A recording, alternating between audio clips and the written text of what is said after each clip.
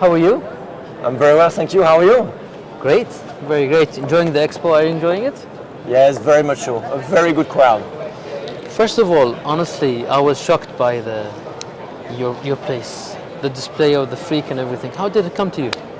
I think, we just wanted to have a simple message and put freak at the center of the attention.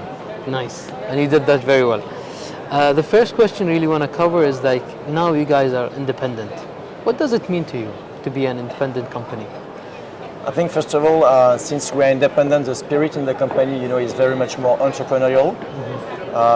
Everyone is really moved with a strong energy. We are thinking very much more long term. We are financially sound, so we don't rush after numbers. We want just to make the right thing and focus on quality, focus on innovation, and also engaging with the final customers. Amazing, amazing. And this year is the freak year, let's say. You introduced the Freak 1. Let's talk about the Freak 1. I think Freak 1 for me, it's not any product. It is one watch that embodies modern watchmaking. Freak gave birth to modern watchmaking in 2001, and Freak 1 is really, for me, the most advanced edition of that legacy that started 22 years ago. Great. So you started, or you introduced silicon. I want to talk about silicon in the beginning, 2001. Why was it important for a watch to have a silicon component?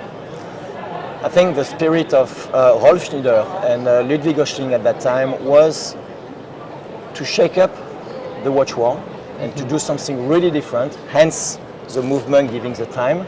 And at the same time, they really wanted to advance watchmaking. And obviously, you know that all the components of the escapement are very fragile. And this is where you've got the most added value in a watch, right? It's like a heart beating and regulating the blood.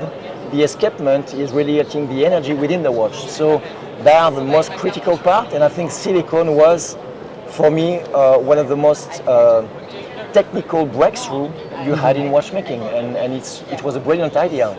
And now many more brands, and watchmakers are using silicone because of that, because of the benefits of longevity of that material. And you talked about escapement, and when anyone watches or sees the Freak, the best thing or the thing that draws your attention is the escapement. Why is it hard to have an escapement on top of the dial? I think we need to understand that actually it's not a dial, it's a movement that we see that plays the role of the dial. And therefore, the only thing you see is the movement, right? And the balance wheel is the center part of the movement. And I think it's how the Freak has been built at the beginning. And I think what I like also about that is it has been more for a functional aspect, but then it became a design signature. Yeah. And I've told you before, and we spoke about, I'm a huge fan of the Freak. Previous Freaks, the one you introduced and the one you have on your hand, which was more of a classical Freak to me compared to the one that we have.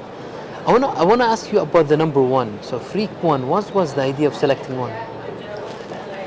Freak 1 is, in a way, paying tribute to the very first Freak. It's for sure different. It's very much more modern, disruptive, but we wanted to go back in the design aspect. We wanted also, to be very easy to read the time. Now, for the last 6 years, we are reintroducing also the numbers. Only 4 numbers. We spoke about, which make it also very elegant and very easy to read the time. So there is many small aspects from a design perspective that are really going back to the roots of Freak. And Freak 1 really paying tribute to the Freak in 2001. Amazing.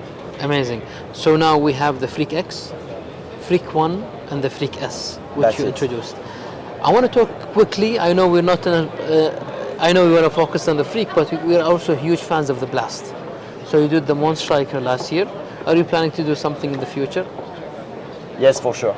I think, alongside the Freak, Blast plays a key role to keep establishing UN as the reference in modern horologery. And as you know, Freak is limited as a concept because it's a movement that really defines the design of the watch in a way. True. So the collection will stay with those 3 models. But then Blast, it's a very modern design case to showcase what we do at best in horologery. Hence the Moonstrike of last year, the Hour Strikers of 2 years ago, and then, yes, you can expect more about that. Amazing. My last question, I know you're a busy guy here, especially at the expo. I'm also a huge fan of your high-end minute repeater, the Genghis Khan and such. Will we see something soon? Minute repeater will come back at some point at Ulysse Nardin, chiming watches, but not in a classic design or classic shape, I would say. Okay. Thank you very much for your time. Appreciate it, and congratulations on the success of the expo. Thank you so much. Thanks a lot.